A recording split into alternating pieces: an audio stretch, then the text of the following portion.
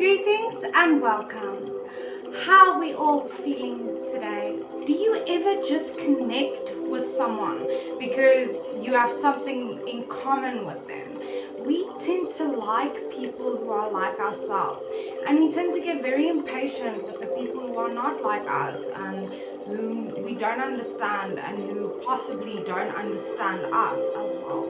But we get into this horrible habit of disliking everyone, and there's always a reason why you don't like someone, and that really stops you from creating connections, establishing connections, forming relationships with other people. And when you find yourself disliking everyone you meet, then you really have the problem of judgment. You judge people and assume, and it doesn't necessarily come from a place of hate or detestment. It comes more from a place of, I don't want anyone to get into my space. I don't want anyone to climb over my walls and get through my walls. It's not necessarily that we don't like people. It's just a subconscious process that happens that stops us from getting hurt. But the cost of this is your connections with others, forming those relationships and truly getting value out of them.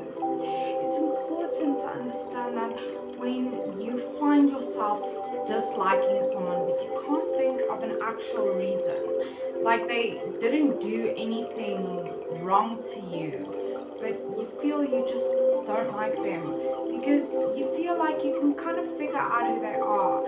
And this is where mind reading comes in. Sometimes we think we know what another person is thinking and we mind read, and that really stops you from being able to understand people. And this is when we make assumptions, when we assume we know what another person's story is, or we assume we know what someone else is going through or how they're feeling.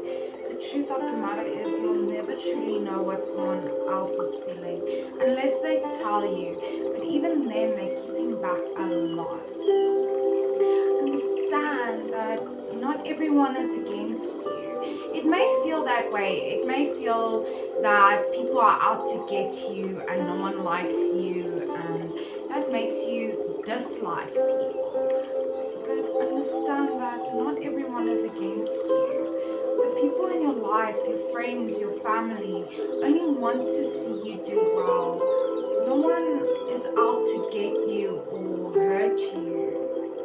And it's important that we start giving people a chance to prove themselves, a chance to show you why they are good in your life.